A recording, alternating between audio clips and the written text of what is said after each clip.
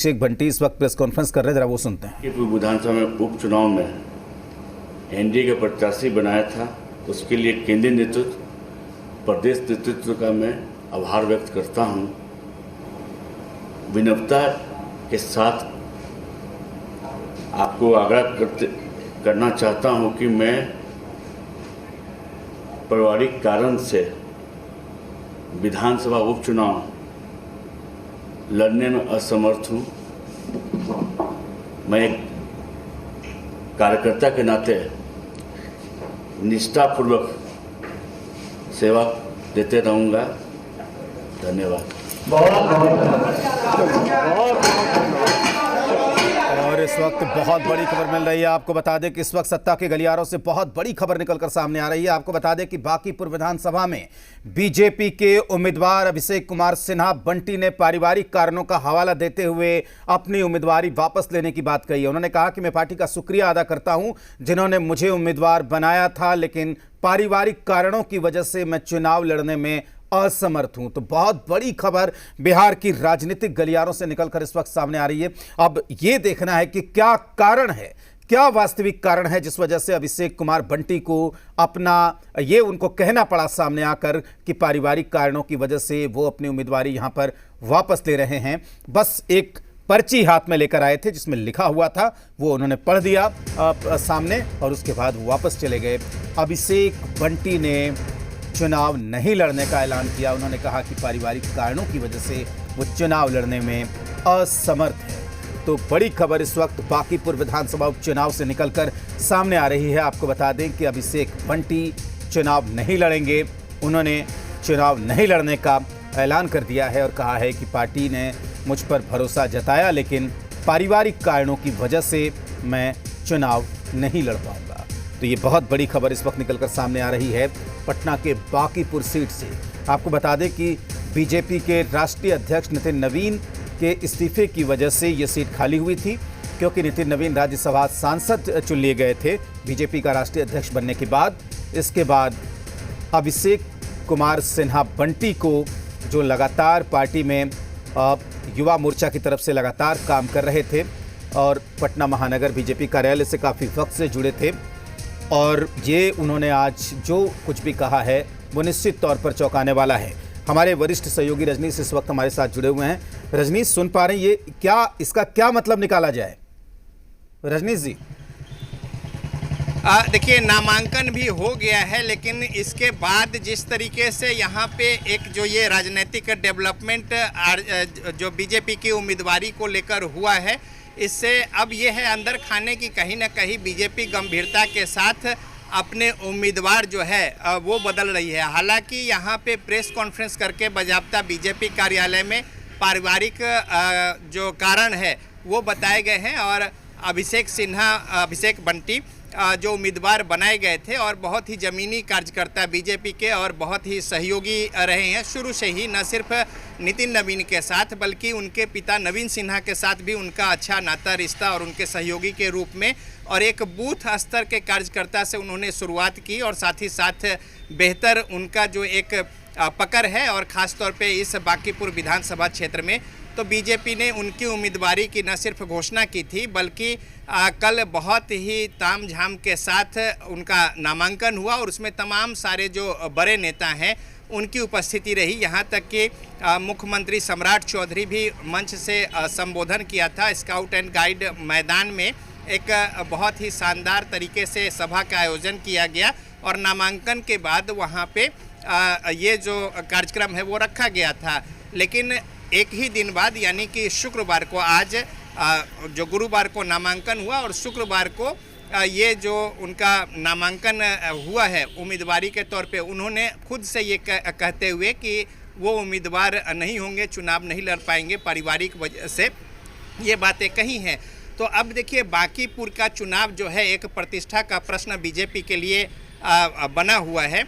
हालांकि बहुत मजबूत पकड़ है और बीजेपी की पारंपरिक सीट रही है यहाँ पे, और नितिन नवीन भी लगातार चुनाव यहाँ से जीतते रहे हैं। और परिसीमन, लेकिन रजनीश, ऐसा क्या हो गया? क्योंकि प्रशांत किशोर की उम्मीदवारी के बाद बीजेपी का उम्मीदवार सामने आया था, ऐसा क्या हो गया अचानक से एक दिन के भीतर? क्या एनडीए की जो मीटिंग हुई है, क्या उसमें इसका फैसला हुआ है क्या? देखिए, ये मामला एनडीए का नहीं, बीजेपी का ही है, लेकिन जाहिर तौर पे जिस तरीके से एक प्रतिष्ठा का प्रश्न बना हुआ है ये बीजेपी के लिए बांकीपुर की सीट, साथ ही साथ प्रशांत किशोर यहाँ से उम्मीदवारी की घोषणा की है और उनके लिए भी ये प्रतिष्ठा का प्रश्न है, चूँकि दूसरे को चुनाव लड़वाना, जितवाना और यहाँ तक कि सरकार के गठन को लेकर जो उनकी दावेदारी है, तो पहली बार चुनाव मैदान में वो उतरे हैं, तो लिहाजा अब उनके ऊपर भी उसी तरीके से प्रतिष्ठा जो है वो दांव पे है। और दूसरी ओर अगर देखें तो आरजेडी की उम्मीदवार रेखा गुप्ता का एक जो वोट बैंक है सर्टेन, उतना उनका वोट बैंक जो है उस तरीके से सामाजिक स्तर पर देखें तो 47-48 हज़ार का वोट जो है वो पिछले बार भी आया था।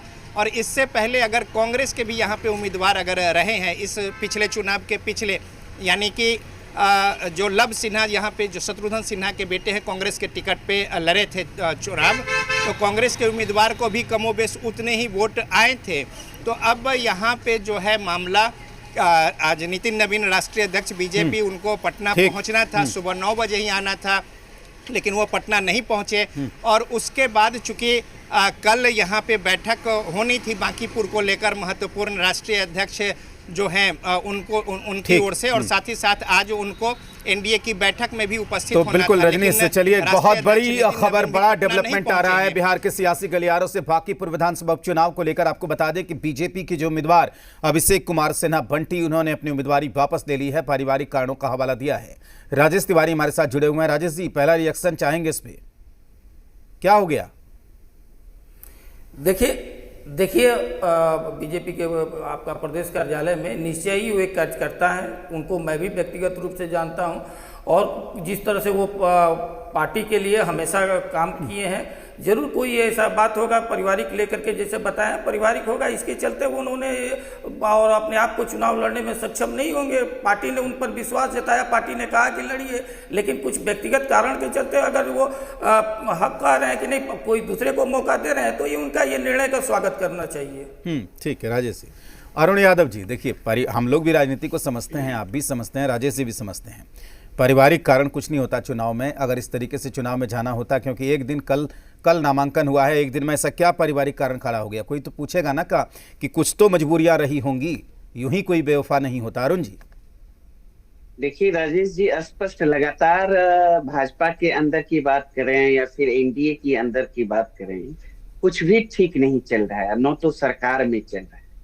भले ये लोग लंबा चौड़ा जो है बातें कर ले, लेकिन अंतर कलह चरम पर है, और जो समय समय पर बाहर आते रहा है, चाहे सरकार के अंदर की बात करें, चाहे भारतीय जनता पार्टी में कई टीम हैं, खेमेबंदी है, सरकार के अंदर भी और संगठन में भी, और लगातार आ ही रहा है। एक एग्जाम्पल देख लीजिए ना, भरत तिवारी इनकाउंटर मामले में सरकार ने ही, सरकार के अंदर बैठे लोगों ने ही किस तरीके से सरकार को नीचा दिखाने का काम किया, उनके गलत नीतियों पर उंगली उठाने का काम किया। तो भाजपा के अंदर अब सारा चीज ठीक ठाक नहीं है। और आज माननीय मुख्यमंत्री सम्राट चौधरी जी ने जो बैठक बुलाई है, तो इस साफ स्पष्ट संकेत है कि भाजपा, न तो भाजपा में समन्वय की स्थिति बेहतर है, न तो सरकार में, और पब्लिक का भी विश्वास खो चुकी है यह सरकार, क्योंकि सिलेक्टेड सरकार है, इलेक्टेड सरकार है नहीं। चारों तरफ इस सरकार की जो है अब जितनी फजीयत होनी थी हो रही, हर मोर्चे पर विफल साबित हो रहे हैं। कहे बोले थे कुछ और, कर रहे हैं कुछ और। हर मोर्चे पे देखिए ना, हर सेक्टर की बात कर लीजिए। इसलिए ये सारा चीज तो और स्पष्ट होगा किस तरह का दबाव है, क्या कराना। अगर ये तो राजेश जी स्पष्ट है कि कोई वर्कर क्यों चाहेगा भाई, भारतीय जनता पार्टी का परंपरागत यह सीट रहा है, और कल तामझाम से आपने देखा, नामांकन किया, सभा भी हुआ, लेकिन एक दिन बाद इस तरह का आप कहते हैं पर्ची लेकर पीसी में यही हुआ था जब पवन सिंह को उम्मीदवार बनाया गया था ना, वहां से वर्धमान से, आसनसोल से, तो यही हुआ था जब उन्होंने नाम वापस ले लिया था और कहा था कारण है अपने निजी। नदीम जी, क्या कहेंगे इस पे, पहला रिएक्शन? नहीं आ रहे, ठीक है नदीम जी, आपने पहले ही कहा कि राजनीति में कोई पारिवारिक कारण नहीं होता है, बंटी जी ने जमीनी स्तर को समझ लिया और एक निश्चित हार को देखते हुए अपने आप को उम्मीदवारी से पीछे कर लिया। दूसरी चीज, कल तक आप ही के चैनल पे हम लोग डिबेट कर रहे थे कि महागठबंधन में सब कुछ ठीक नहीं है, राजद का अलग सुर है, कांग्रेस का अलग सुर है।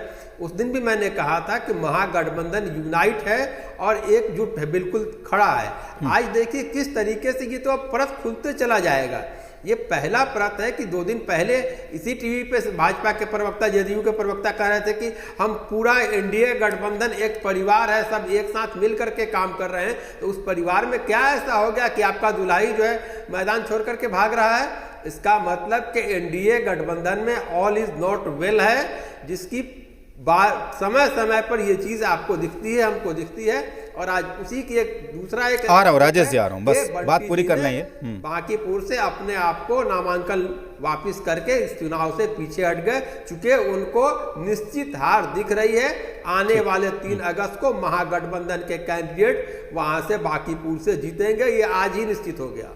ठीक है राजेश जी, क्या कहना चाह रहे हैं राजेश जी? देखिए, आपके रिपोर्टर भी बताए जी, महागठबंधन की चर्चा कर रहे हैं लोग। महागठबंधन के रिपोर्टर भी बताए कि इनके जो कैंडिडेट है वो आपका कई को लड़ाई में नहीं है, और खुद जिस तरह से ये महागठबंधन ये महाझगड़ालू पार्टी है। हकीकत जो भी है, जो भी चूंकि ये लोग पारिवारिक समझता नहीं है, ये सिर्फ पारिवारिक का मतलब अपना परिवार ये भी कोई सामान्य बात नहीं है राजेश जी। आप भी उम्मीदवार घोषित करके नॉमिनेशन करा के इतनी बड़ी सभा करके अगर नाम वापस ले लेना, ये भी कोई साधारण बात नहीं है।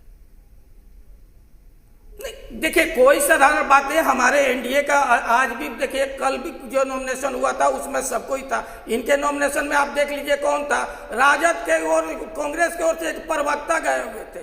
ये इन लोगों का राजद का हैसियत है। इनके का अध्यक्ष है वही अंतर्राष्ट्रीय जनता दल बनाने लगे हैं। जनता दल नहीं, अंतर्राष्ट्रीय जनता दल। वो मलेशिया, थाईलैंड और इंग्लैंड के आपके बड़े नेताओं के मुकाबले मेरा एक प्रवक्ता ही काफी है जवाब देने के लिए। इसलिए आप प्रवक्ता नहीं चाहिए, वो हमारा कार्यकर्ता है और हमारा प्रवक्ता ही आपके बड़े नेताओं पे भारी है। गठबंधन है एनडीए, वहाँ जीत श्योर है और कोई बात नहीं है। राजेश जी हाँ जीत श्योर हाँ बोलिए अरुण जी। हाँ ठीक, आ रहा हूँ नदीम जी, आ रहा हूँ। ठीक है अरुण जी। राजेश जी, अभी जदयू के साथी इतना गला फलका फलका के यहाँ बैठ कर बोल रहे हैं, वो जदयू के अधिकारिक प्रवक्ता है क्या? आए हैं कार्यकर्ता के रूप में यहाँ प्रवचन दे रहे हैं। ठीक है, कार्यकर्ता भी ठीक, कोई बात नहीं है। सुनिए ना, वही सवाल उठा रहे हैं। अगर अधिकारिक प्रवक्ता नहीं है, प्रवक्ता का बयान अधिकारिक होता है। कल ही सूची जारी हो रहा है। कोई जानकारी रखते हैं? अरे जदयू के प्रवक्ता नहीं आ रहे हैं तो किसी को बैठा लेते हैं राजेश जी। नहीं, ये तरीका ठीक है अरुण जी। ऐसी ये तरीका ठीक नहीं है। देखिए, पार्टी का कोई भी व्यक्ति अगर पार्टी भेजे अपनी तरफ से तो कोई दिक्कत नहीं है उस पर। आप वो जेडीयू का मामला है कि जेडीयू किसको बेचती है। अरुण जी, बात हम बांकीपुर के उम्मीदवार अभिषेक बंटी की कर रहे हैं कि आखिर इतना बड़ा फैसला लेना क्यों पड़ा? राजेश जी सुन लीजिए ना, राजेश जी प्लीज सुन लीजिए ना। अरुण जी, क्या बातें हो गई कि अचानक से एनडीए की इतनी बड़ी मीटिंग हुई और बीजेपी का उम्मीदवार वापस हो गया? क्या हो गया? देखिए, या तो एक कारण अंतरकला या ऊपर से कोई आदेश होगा। वहां तो जानते हैं बही न खाता, जो मोदी जी शाह कहे वही सही होता है, एक कारण। या दूसरा कारण जो अभी जो स्थिति है उस क्षेत्र का, लगातार एक ही परिवार के कब्जे में 3 दशक से यह क्षेत्र रहा है, यह सीट रहा है। नितिन नवीन जी के परिवार भी रहे, उनके पिताजी भी रहे हैं, ये भी रहे हैं। निश्चित रूप से भारतीय जनता पार्टी के लिए तो यह प्रतिष्ठा की सीट है, और मुख्यमंत्री सम्राट चौधरी जी के लिए भी प्रतिष्ठा का सीट है, क्योंकि मुख्यमंत्री तो काल में पहला यह चुनाव है। लेकिन क्षेत्र का जो स्थिति देखेंगे, क्षेत्र की जनता महागठबंधन के पक्ष में गोलबंद है, क्योंकि बांकीपुर विधानसभा क्षेत्र की जो मूलभूत समस्या है अभी भी जस का तस है। देखिएगा, बारिश के मौसम में एक बारिश में जो है नाले में तब्दील हो जाता है पूरा इलाका, तालाब में तब्दील हो जाता है पूरा इलाका, दुकान में पानी, घर में पानी, हर जगह विधि व्यवस्था की वही स्थिति है। चलते हुए दिन दहाड़े महिलाओं का चैन छीन लिया जाता है, मोबाइल लूट लिया जाता है, अपहरण कर लिया जाता है। देखिए, पिछले ही दिन जो है अपहरण कर लिया गया, उसकी हत्या हो गई कि क्या हो गया करबिगैया में नीट छात्रा का मामला आपने देखा, ऐसा एक भी दिन ठीक, नहीं है चलिए जिस अरुण जी, दिन ठीक। दर्जनों आपराधिक घटनाएं चलिए अब नहीं देखना होती पड़ेगा, उस हमें इलाके में। इंतजार करना पड़ेगा कि बीजेपी ने इतना बड़ा डिसीजन वहां पर क्यों लिया है, देखना पड़ेगा। चलिए आज के लिए बस इतना ही। नदीम जी, राजेश जी, अरुण जी, आप सबका बहुत शुक्रिया हमारे साथ जुड़ने के लिए और हमारे तमाम सवालों का जवाब देने के लिए। देखते रहिए जी बिहार झारखंड।